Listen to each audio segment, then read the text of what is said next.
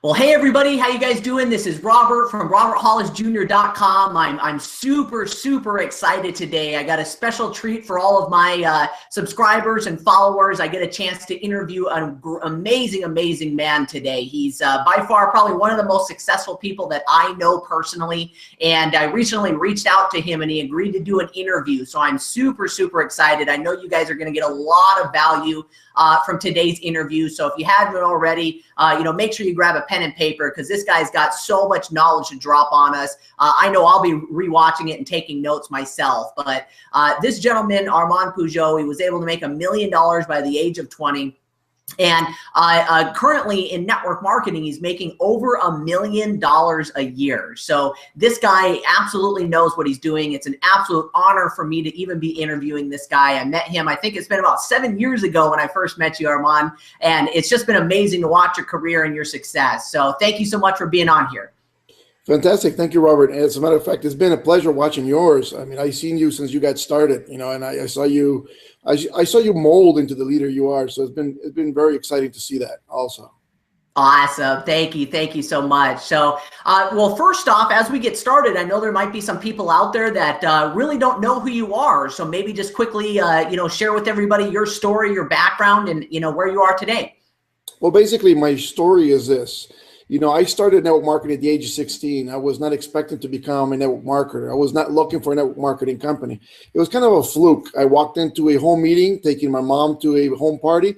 And at that home party, I noticed that everybody loved that product. So I wanted to sell something. That's how I survived back then, is selling and selling stuff, selling candy, selling whatever. And I figured that this was another item I could sell. It was almost looking like, for the people who was at my age, like the comic books, it looked like it was collector items. People were looking at this crystal stuff like it was a collector item of sort, and everybody wanted it. So to me, it looked very easy to try to convert that over into a sell. So I tried looking into getting into that company. That distributor who came down to do the home party didn't want to put me in. So she thought I was too young, probably. And after that, I went out looking. I went to a couple of flea markets. And, as I was walking the flea markets, I used to love walking through the flea markets all the time. I still do. And one of the things that happened was I ran into a lady who was selling the exact same stuff. I kind of convinced her to, put me into the business. She told me that she needed to, to recruit me in, or, sponsor me in was the word that she used.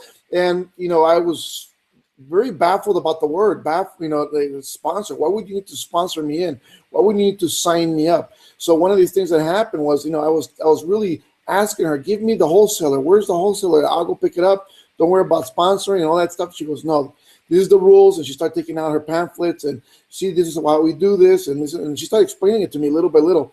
And that's how I started noticing a little bit of what network marketing was, but yet I still didn't have a clue. I got into this company. It was a crystal company, by the way. And this crystal company, I thought, I was not going to do home parties because I read the manual and what you're supposed to do and how you're supposed to do it. And I thought at 16, nobody's going to come to a home party for me. So what I did was I hired several girls that were from my high school. And, we put on our school jerseys, our school jackets and everything. We went door to door, like selling chocolate. And as we were doing that, I became the top retailer in that company very quickly. As a matter of fact, these people who were working for me were working by the hour for me, and we're not working even for, I did not even recruit them. They were just working for me.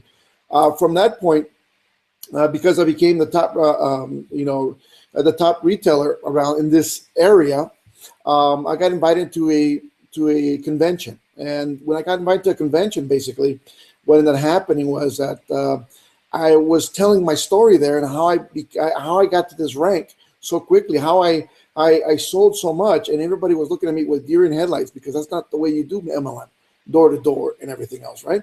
So I had this cold feeling in the room, so much that I had to walk off stage and literally walk out the room. I didn't want to be there. I didn't feel welcome. I didn't feel like this was for me. I felt like I was in a really wrong place with the wrong people. So I kept walking to the point that I sat on a table pretty far away. It was like a little coffee shop, but it was like a kiosk of a coffee shop. And I sat down on one of them tables and just stood there and said, like, what am I doing? What am I doing? And as a matter of fact, at that point, one gentleman sits down, which was my first mentor, that really starts showing me. He's not a big name or anything in the network marketing arena, but yet he put me in a place where I started recognizing what things were. He sat down. He started explaining to me, like, what you're doing is perfect. But what you're doing, the reason that people looked at you wrong is because you're missing a lot of things. You're missing about residual income. You're missing, he starts explaining, he's the first one that started putting down that little circles and, and lines, on the paper and showing me really what a comp plan should, work like, and says, what you're doing is perfect and whatever. But yet I did not want to go back to that company. And I started talking to him and I figured out that he was in another company. His wife was in this crystal company, but he was in another company that was a telecommunications company that was just exploding at the time.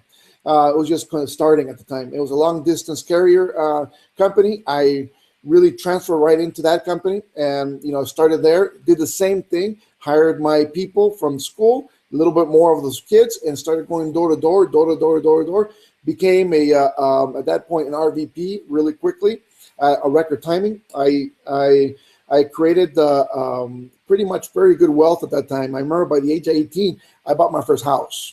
So it was pretty impressive. People were, at 18, you don't have that many kids that really are buying their home. So I was really living the lifestyle that I was really dreaming of for a very long time. From there, at the age of 20, I hit my first $1 million a year in earnings. It was just a phenomenal time, and I didn't even expect it. It was just the money was coming in so heavy, so strong that I could not even fathom it stopping in my life. I mean, it really did not even believe that. Then deregulation happened really quickly after that.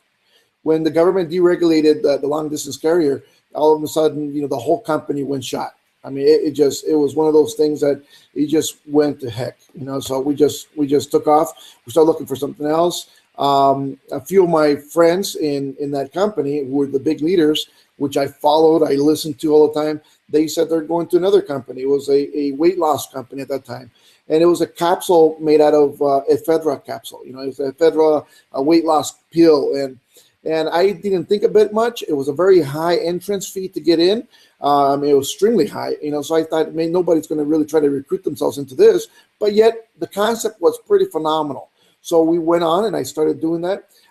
In that company, I started regaining the amount of money I was making very quickly. I started hitting $1 million, $2 million, $3 million, hit $5 million really by the age of 25 in that company. And then again, the government got involved, cut ephedra off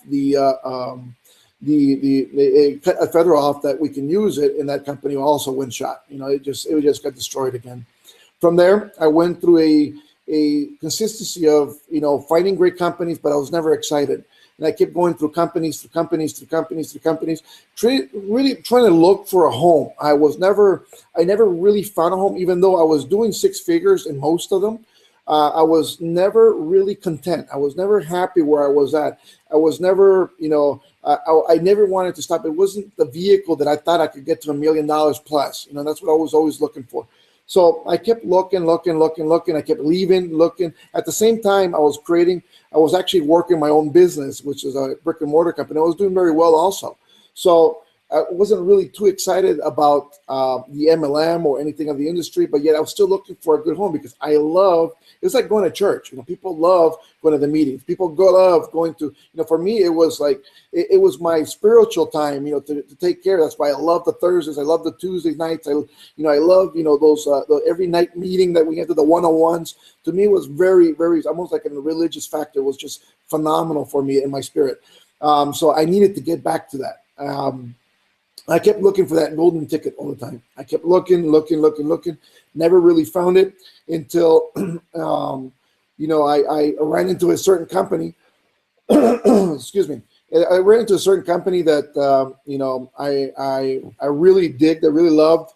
And when I was working this company, a lot of my friends were telling me that, network marketing was going back up. People were really getting into these companies and back into that old telecommunications company that now was selling telephones, and I was like, well, I'm not too excited about that yet. I joined up again really to get back into that feeling, get back into that church, that meetings and stuff and progressive. And right about the same time, I had something I think it was pretty fatal to me, right? It was, you know, I had a how do you call that? You know, I got my Spanish and my English all mixed up in one, right? I had my gallbladder explode inside my body. And when my gallbladder exploded, I didn't even know that I just had pain, pain, pain. And I thought, you know, I was that macho guy that never took pain, never took capsules. So I always took it as much as I could. This time I could not take the pain. So I was taking these, you know, I started taking, I thought it was like gas or something, or reflux or gas reflux or something. So I was taking Mylanta, then I took, you know, a little bit of, you know, Tums and Rolaids. And then, you know, after that, nothing happened, you know, and then so I started taking, you know, the ibuprofens, and then all of a sudden I was like drugged. I mean, I took everything I had in the medicine cabinet, and I felt not, you know, you get to the point that you figure, you know what, you know, you overdid it, you know, you did something. So now I'm thinking to myself at 1 a.m. where I'm in this pain, I'm like, now I got my stomach feeling heat inside because all the medications I've been putting into it, that I said, I need a stomach pump, you know, and I just literally said, I need a stomach pump, and jumped in my, you know, car and started heading toward, you know, the hospital. And, you know, as I got to the hospital, I noticed that as I got to the window to tell them I need a stomach pump, I overdosed. I took a lot of medicine, you know, I'm feeling really sick. They looked at me once, they didn't even ask me what I needed. They came out, grabbed me, took me in. I didn't notice, but on the side of my white t-shirt that I had on that night was bleeding. All there was like sweat and blood on the side. It was almost like I got shot. Well, when I was in there, I noticed one thing is that my doctors there were telling me that you know what, this is you got 99.99999% you're coming out dead out of this. You know, you're not surviving this thing. You know, it's already exploded, already is infecting everything else. The acids and you know, the poisons that are being sprayed out right now through your body are just ridiculous. We're having a specialist flown in from San Francisco to try to help us out, but this and that. But they gave me this IV that took the pain away for the moment. I still don't know exactly what that was, but I mean, I just wanted that stuff back in my body, right? They took it out. They wanted me sober so I can sign some paperwork. So they started, you know, leaving that out to the point that the pain was coming back so dramatically. It was phenomenal. When I was on this bed, and they were actually pushing me into this operating room, the doctor told me that, you know, basically says, you know, you got to sign the paperwork. I says, what's on this paperwork? He says, before we even touch it, is just the paperwork basically said that we're going to try to save you, but the chances of you coming out of this life is none. You know, so it's we're going to try our best. You know, so we don't want. We're going to try to do what we can, but you're really not coming out of this. At that moment, I think I started crying a lot because, you know, I just remembered that I went to the hospital on my own. I left my kids at home. You know, everybody was sleeping. Nobody knows I showed up. I don't even remember if I had a wallet on me, you know, to really point me in the right direction to, you know, so people know where it was. You know, I just don't. Yeah, I was just crying. I mean, then I started pleading at that moment to God, and I started saying, "Look, you know, please save me." He goes, "Please let me live. Please let me. If you let me live," he goes, I'll do whatever I can for you. I'll do whatever I can. I'll work for you. I'll help. I'll do whatever you need me to do. You know." And I started this plead, but the moment I was knocking out, and I knocked out completely, because I knocked out. You know, the next morning, I woke up and I figured out that, you know, I was in the hospital, and it was kind of like a weird zone where you wake up and you go like, whoa, you know, where am I at? You know, and then all of a sudden you go, oh, I'm in the hospital. Why am I in the hospital? Then I remember, and I was very excited to the point. One of the great things that I had is my dad was there with me, you know, and when I turned around, I saw him, and he's like, come down. You're okay. You know, you're okay. And I thought I was really dead at that point, you know, in time. And I was alive, but I did remember the promise. And I said, you know what, I'm going to help. I'm going to do what I can. I'm not doing this for the greed. I'm not doing this because my mission was really to get to $1 million. And it was really I was really working to try to find the money again, you know, where the lifestyle that I was living at, you know, at 25, that's what I wanted to get back to.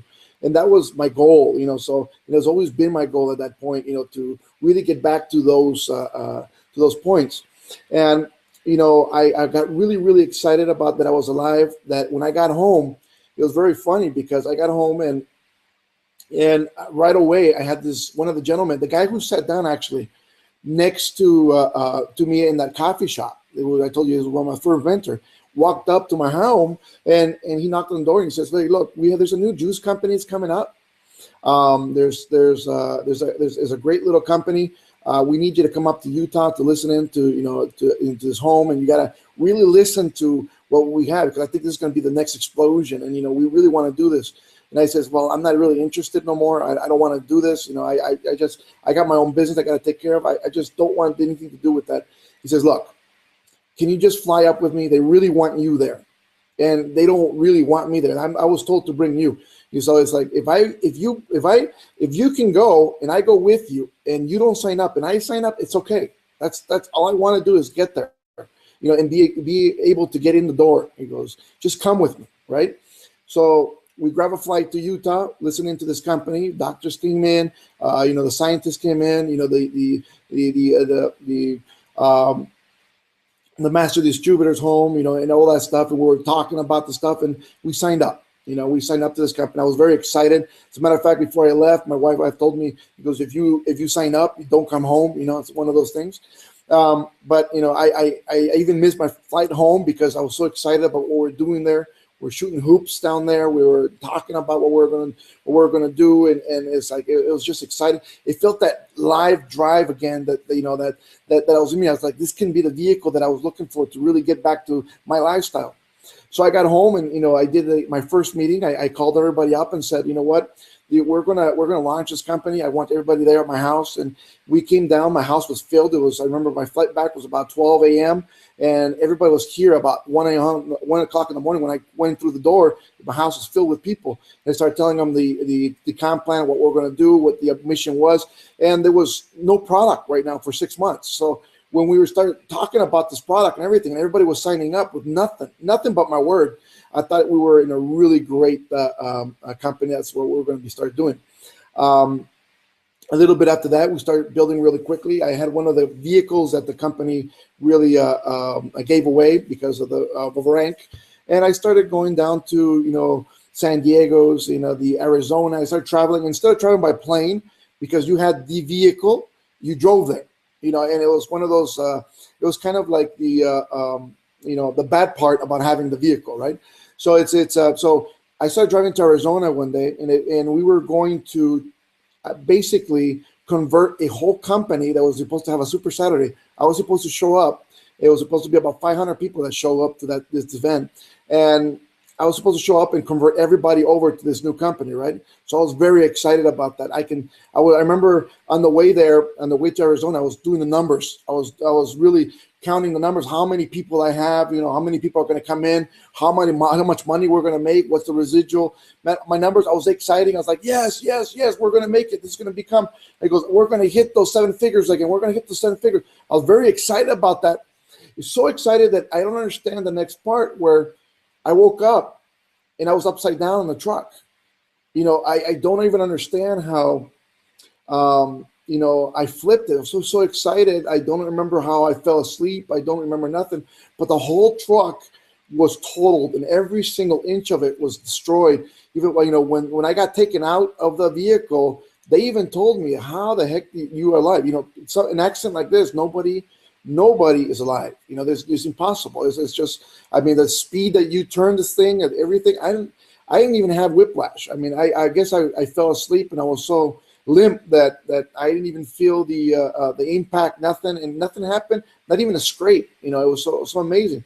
But yet when I was there, I was like, they were telling me you should have been dead. I kind of took it as a message. I says, you know what, maybe. And I kind of felt this in me where where I said, I made a promise and I was not keeping it. I was really looking for the funds and the money, and I was really heading toward that. And my mind was focused more on that than how many people were going to help. And, it was more focused on how much money I was going to make. And that's when I flipped the truck. I started making miracles. And I started apologizing to God again. I said, I'm sorry. Because I know it was me getting the greed. I'm sorry, it's me. And I won't happen again. I apologize. Please forgive me. And everything just turned out fine. After that, I got also insurance replaced the truck, obviously. I was in that company for a while. Didn't really.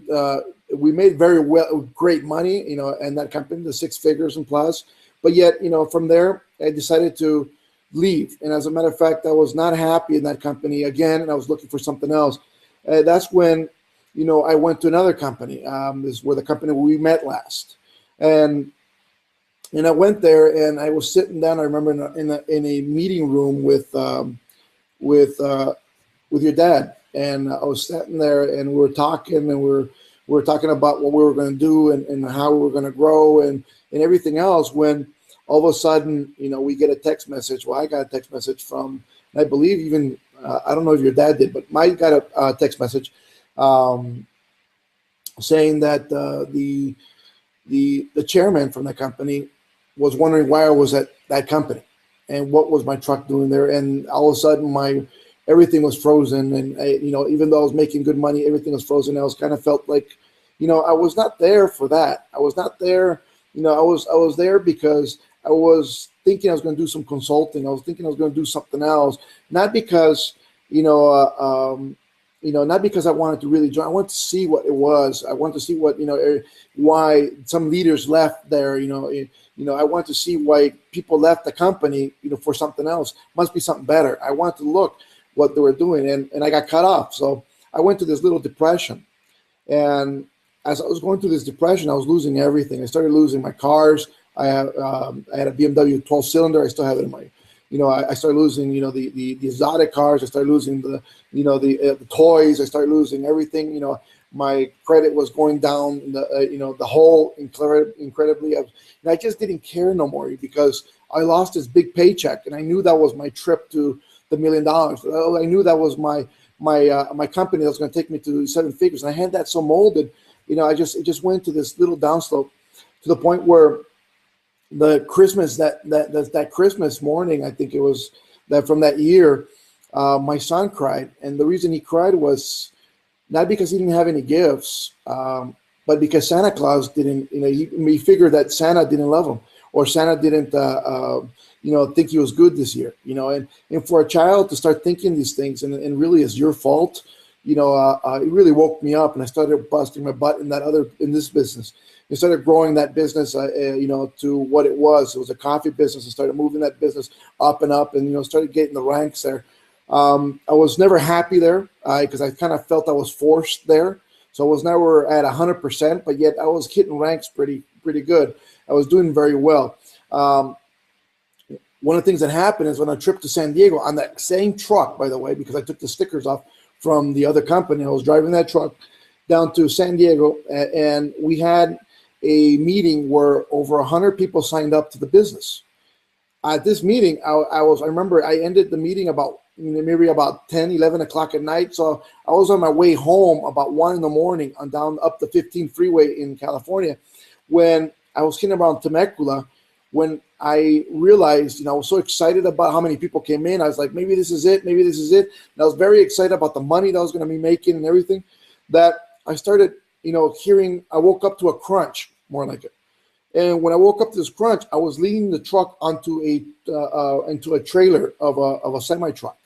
And I was really, the mirror was crunching so much, it popped and everything else. And a lot of people who were in that company remember my truck had that mirror was hanging now for quite a while. And I didn't even have the cash at that moment to even replace it, because I was depressed and all that stuff. But again, I remembered it was all about, the greed. I started grabbing the greed again. And I was thinking about, not the people. I was thinking about the money I was going to make. So I really got the point that time. I think that was the third time that the thing God told me, you gotta really think about the people, not the money, and everything will be okay.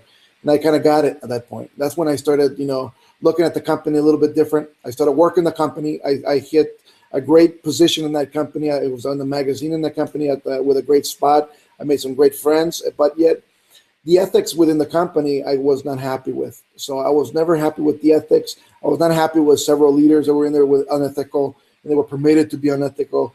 So I started looking for something else to do. I says, you know what? I'm going to build my own company, and I'm just going to build my own company. Forget this. I got the money to do it. Let's just build my own company and stop. Forget this. So I started looking for products. I started looking for things, and as I was working that company, and I remember very well that I started looking for little things here and there for products that were going to be rare and different. And when I met this other gentleman now and came down from Michigan, which is the CEO of the company I'm currently in right now. I met him in a Denny's in Fontana, and when I met him, I sat down and I kind of felt the energy that I wanted for people. Not about the money, it was about the people. He was telling me everything I wanted to hear, so much that I was willing to stop my dream about building a company and run with his. Right? I said, basically they're so similar in like, I don't want to be CEO. I'm not a CEO guy. I wanted to be, the guy who was running. So we made it, we made something up, made something happen. We had his one product, I brought all the products that I had over to his company, and we started building this company. I started, really hitting hard. We made very well to the point that, we started creating the comp plan, February 10, 2010. We launched this comp plan in this company, and that same month, I collapsed in my home. And when I collapsed, I went to the hospital, and I was told I had, a tumor between my heart. That was the reason that I actually collapsed, because I was breathing so hard that it was hitting my heart, and it was just not good. So I thought it was a heart attack, right? It was a pretty big tumor that I had there, but that was not the worst part of it. They actually, after the test and everything, they came back and says, you have gastric cancer, stage 4. So when they told me that, I said, how bad is that? He says, well, you only got about 6 months more of life left. It goes, but we may be able to push you a little bit further if we do some if we do some, tests, and we figure out how we try to control it, and all that stuff. But yet a lot of stuff was sounding to me very not wrong. I was not a really big believer in everybody I saw that had cancer and went through the chemo and went through everything. I saw they faded away very quickly. I started looking at my life. I said, well, I just started this. Now everything everything I had, I invested into this company.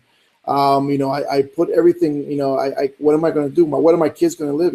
I don't even have a residual income, for my children, for my family. What about all the leaders that I convinced them to jump over, really dropping their check from another company, to come down? What am I going to do for them? What's the deal? So I kind of went into this zone where I literally walked off. I got off I got out of the hospital, walked away, and just kept walking. Even though doctors were calling my wife, telling them to bring me back, and all that stuff, I just kept going. I needed that time to really walk and think and put things into my head in perspective. Where I figured, I says, you know what? If God is giving me 6 more months of life, I'm going to use them to my maximum. And this is where I start getting into that zone that I think built me to this moment that I am right now, is that I said, if I have 6 months more of life, I'm going to work, and I'm going to work, and I'm going to work, and I'm going to work to the point that I'm going to make, a residual income that's big enough for my family to survive, after this. And I'm going to make the company big enough that even if I'm gone, it'll keep growing without me. So that was my passion. I started moving. As a matter of fact, I stopped sleeping much. I mean, I literally slept, because I was also afraid of falling asleep because I thought I was going to die.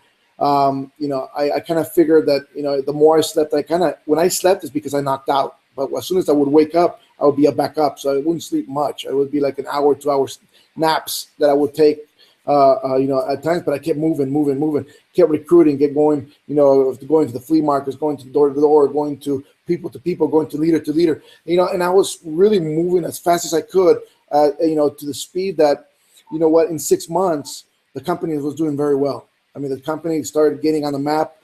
We had the people started noticing what the company was. People started to join. It was moving very well, and I was very excited about that. But I also was excited that I didn't die at 6 months. I was there in 6 month mark, and I figured I was going to pass away again, and it didn't happen. Then 7 months didn't happen. 8 months didn't happen. I was even afraid of going to the doctor and asking him why I'm still alive. So I just didn't go. I just said, forget it. If I'm doing good, I'm just keep going. And I just kept pushing, opening up many markets around the world. I went into El Salvador. I went into Mexico. I went into Peru. I went to Colombia. I went to Bolivia. I went to Dominican Republic. I went to Cucuta. I went to I just kept moving in Chile, and we just kept moving, opening a market after market after market, and just made a massive explosion, especially in the Latin market side. I think that was my niche that we didn't expect, but yet that's the way it went, and we became this powerhouse, number one company in all Latin America, and we started moving forward very quickly to the point that nowadays I have over 600,000 reps underneath me. We made over 8 figures last year. We're doing very well, and you know what? There's many things more that are on my map. I have already dreams that going back to my dream of really building something that is ours instead of for somebody else. I know the company as well and everything else, but yet, we have a vehicle that is moving very quickly, very powerful. I think we're helping a lot of people being successful. We have over 20 people that are in my downline. They've made over $1 million this year. I think it's very impressive. We have over probably about very close to about, I would say, 6,000 people that are making over $200,000 a year. And then we have over, I think over 10,000 are making over 10,000 plus a year. So it's very exciting to see success. And my base always has been lead with love. And that's basically what I've always done with people. I says, you don't lead with money, you lead with love.